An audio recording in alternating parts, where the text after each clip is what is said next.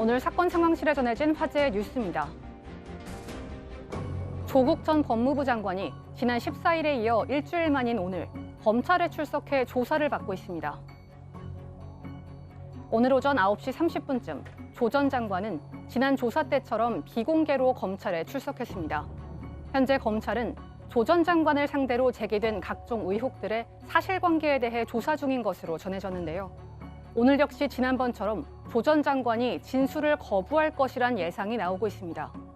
지난 1차 조사를 끝낸 조 전 장관이 검찰에 진술하지 않겠다는 입장을 내놓은 만큼 오늘 역시 형식적인 피의자 신문이 될 것으로 보입니다. 경의선 숲길 인근에서 고양이를 죽인 남성이 이례적으로 징역형을 선고받았습니다. 지난 7월 서울 마포구 경의선 숲길 인근에서 고양이를 잡아 바닥에 수차례 내던지는 등 학대한 끝에 죽인 혐의를 받는 30대 남성. 법원은 오늘 남성에게 징역 6개월의 실형을 선고하고 법정 구속했다고 밝혔습니다. 재판부는 범행 수법이 매우 잔혹하고 생명을 존중하는 태도를 찾아보기 어렵다며 실형을 선고한 이유를 설명했는데요. 그동안 동물 학대 사건이 벌금형에 그친 것과 비교해 이번 실형 선고는 이례적이라는 평가가 나오고 있습니다. 해운대 일대 고층 건물에서 고공 낙하를 한 러시아인들의 출국 정지가 해제됐습니다. 경찰은 오늘 주거 침입 혐의로 검찰에 넘겨진 러시아인 2명이 벌금 500만 원을 예치해 출국 정지가 해제됐다고 밝혔습니다.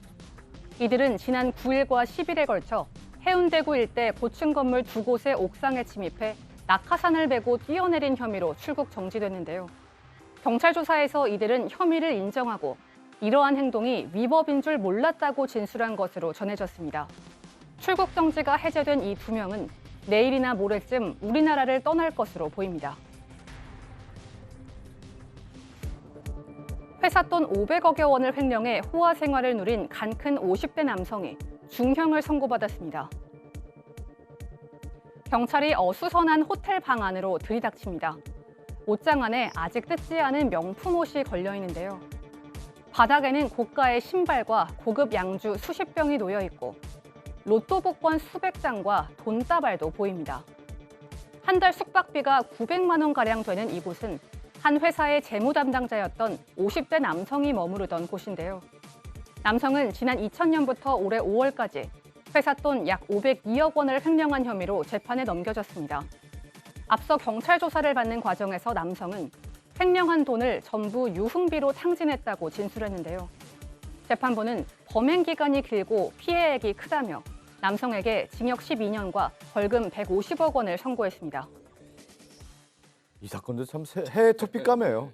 아니 20년간 500억을 빼돌렸는데 그것도 유흥비로 탕진했다고 하는데 어떻게 20년 동안 이렇게 수많은 엄청난 돈을 빼돌렸는데 발각이 되지 않았다는 것도 이해가 안 돼요. 이 사람이요. 1995년도에 한 광고회사 재무담당 부서에 평직원이에요. 직원으로 입사를 한 겁니다. 그래 이제 일을 쭉 해오는 과정에 1999년 정도 됩니다. 99년경에 이 자금을 거래처에다가 지급하는 과정에서 너무 많이 줘버렸어요. 그러니까 이거 회사에 손해를 끼친 거 아닙니까? 네. 고민하다가 이 사람이 연구해낸 게 허위로 매입 채무를 입력해가지고 위기를 넘겼어요. 예. 그렇게 넘겨봤더니 다른 회사 직원들이 전혀 모르는 거예요. 이게 이제 그때 걸렸으면 이런 일이 없었을 텐데 이거 이렇게 해도 아무도 모르는구나.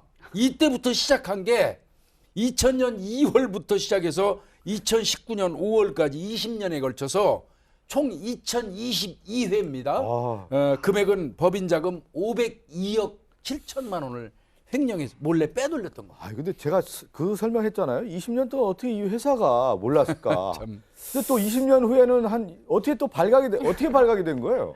네, 회사가 좀 감사를 하잖아요, 매년. 근데 이제 너무 늦긴 했지만 5월에 감사를 딱 했는데 뭔가 이상하다라고 생각을 해서 부른 겁니다. 그래서 이제 범행에 대해서 드러나게 됐는데요. 이 조사를 받는 과정 중에 이 사람이 도주를 계획합니다. 그래서 인천공항을 통해서 홍콩을 도주하려고 했었는데요. 그러다 보니 경찰이 이제 출국금지 조치를 하다 보니까 도주를 못했습니다. 또 부산의 오피스텔에서 한 달간 또 이제 그 도피 행각을 벌이는데요. 이 사람 아까 보셨듯이요, 다 유흥비 아니면 명품 이렇게 사는데 구입하는데 돈을 다 썼다고 합니다. 예. 그 감사에서 뒤늦게 알려졌다는데 감사 좀 제대로 미리미리 했으면 발각이 되지 않았을까 500억 싶은데. 빠졌는데. 이거 단순 횡령이 아니죠. 500억이 넘는다고 하면 네. 50대 남성이 몇 년형이 선고가 될까요? 일단 징역 12년이 선고가 됐었는데요. 제가 알기로 검찰은 20년 구형했었거든요. 근데 재판부에서 굉장히 질타했습니다만 형량이 낮다고 보는 게 법조계 일반적인 얘기입니다. 지금 말씀하셨던 것처럼 이게 단순 횡령입니까? 20년 동안 500억 원이면 어마어마하죠. 금액도 어마어마하고 기간도 어마어마하고 또 이게 알려지고 나서 회사 주가 급락했습니다. 회사 신뢰도도 떨어졌죠. 그러니까 회사에게 엄청나게 큰 일단 손해를 줬고 또 건전하게 운영돼야 될 이 회사 시스템 신뢰를 위협했고요. 이제 그 다음에 더 나아가서 피해 회복이 얼마나 됐냐가 중요하잖아요. 거의 이 507억 원 중에 회복된 피해는 전체 1.7%약 8억 원입니다. 네네. 이 사람이 술을 한 번 마시면 팁으로 100만 원씩 줬다고 하니까요. 어마어마하게 자기 돈 아닌 걸 막 그렇게 썼는데요. 그리고 또 이 사람이 검거 과정에서 수억 원을 어디 대구 동성로 일가에서 좀 잊어버렸다 그랬어요. 잃어버렸다고 그랬죠. 이건 도저히 납득하기 어려운 주장이다. 이거 어디다 은닉해놨을 가능성도 있다라고 판단해서 예. 재판부에서 중형을 선고했는데 말씀드렸던 것처럼 징역 12년에 벌금 150억 원을 선고한 겁니다. 그러니까 50대 남성인데 30대부터 한 20년간 회사 다니면서 그냥 그 네. 모든 돈을 그냥 호화롭게 방탕한 생활을 했다라는 건데 발각이 됐습니다. 중형이 선고가 됐다고 하는데 자 지금 조국 전 법무부 장관에 대한 검찰 2차 조사가 진행 중인데요. 조 전 장관은 1차 조사 때도 진술 거부권을 행사했는데 오늘도 그럴까요? 아마 진술 거부권 행사할 것으로 보입니다. 14일 첫 소환 때도 진술 거부권을 행사하고 8시간 조사 후에 집으로 귀가했는데요. 진술 거부권 행사한다 하면 뭐 1분이면 끝나지 않을까 이렇게 생각할 수 있어요. 안 하겠습니다. 그렇지 않습니다. 진술 거부권 행사한다 하더라도 개개의 신문을 진행을 하고요. 신문에 대해서 답을 하지 않습니다. 예. 답을 하지 않는 것을 뭐 신문 조서에 뭐 묵묵부답하다 아니면 한숨을 쉰다 아니면 창밖을 바라본다 이렇게 조사하는 사람은 그 기재를 하고요. 그런 부분들을 기재를 해야 되기 때문에 아마 시간은 꽤 소요가 될 거예요. 질문들을 다 하려 하면. 그렇기 때문에 저녁 정도 돼야지만이 조사를 마치고 나올 걸로 생각이 들고 뭐 검찰은 몇 번 더 부른다고 하는데 계속 진술 거부권을 행사하기 때문에 아마 이번 조사를 마무리하고 뭐 기소나 구속영장 청구를 검토할 것으로 좀 보입니다. 근데 뭐 검찰에서는 조 전 장관에 대해서 여러 혐의를 두고 조사를 진행해 왔단 말이에요. 예. 그런데 사법 처리와 관련된 부분에 대해서는 상당히 논란이 뜨겁거든요. 그렇죠. 사법 처리 여부는 일단 뭐 뇌물자 같은 경우에 어떻게 입증할 것이냐 이게 이제 네. 관건일 것 같은데 부인 정경심 씨가 주식 투자로 부당 이익을 취한 것 이거를 조 전 장관의 뇌물 형식으로 봐야 될 것이냐 혹은 딸이 부당하게 받은 것으로 지금 의혹을 받고 있는 장학금 이런 것들이 조 전 장관과 연관이 어느 정도 있느냐인 건데 일단 부인이 미공개 정보로 주식 투자를 했다는 사실을 몰랐다라고 하면 지금 알았다라고 하면은 뇌물 대가를 인정할 수가 없는 부분이죠. 네네. 딸의 장학금도 마찬가지고요. 그래서 여러 가지들을 지금 입증을 어느 정도 하느냐가 사법처리 여부와는 관련이 있을 것 같고 적어도 뇌물수수 여부와 상관없이 최소한 공직자윤리법상 직접 투자 금지나 재산 허위 신고 혐의는 물을 수 있을 것으로 보고 있는 상황이고요. 예. 또 허위 공문서 작성이나 사문서 위조 혐의도 더해질 수 있는 상황이어서 뇌물수수 관련된 사법 처리가 아니더라도 일단은 여러 가지 혐의 중에 일부는 적용이 될 것으로 예측이 네. 되고 있습니다. 그렇지만 여전히 이제 조 전 장관 관련된 논란은 뜨겁다라고 할 수가 있겠고요.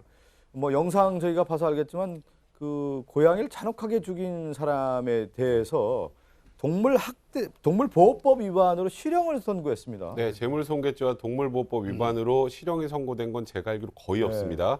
거기다 심지어 지금 이게 고양이 한 마리였잖아요. 이제 그렇기 때문에 이번 판결이 굉장히 좀 전향적이다. 또 이 동물보호단체 측에서 굉장히 환영한다는 얘기가 나오는 건데요. 그 앞서 보셨던 것처럼 범행수법이 너무 잔인했죠. 네. 그리고 범행 사전에 준비하고 고양이를 살해한 다음에 태연하게 도구 챙겨서 가는 그런 모습들 보면 이 사람은 생명을 존중하는 태도를 전혀 찾아보기 어렵다. 그러니까 고양이에 대한 거부감이 있다는 얘기를 많이 했었는데 거부감이 있다는 이유만으로 아무 상관도 없는 고양이를 학대했다라는 거 이건 매우 잔혹한 범행이고 또 거기다가 이 고양이는 피해자가 극심한 정신적 예. 고통을 호소하고 있고 또 이 영상이 이제 공개가 되면서 굉장히 사회적으로 공분을 많이 샀죠. 이런 것들을 다 감안해서 징역 6개월의 실형을 선고하고 법정 구속을 했습니다. 그러네요. 지금 얘기한 것처럼 동물보호법 위반으로 이제 실형이 선고된 경우는 매우 이례적인데 어쨌든 징역 1년이 선고가 됐고요.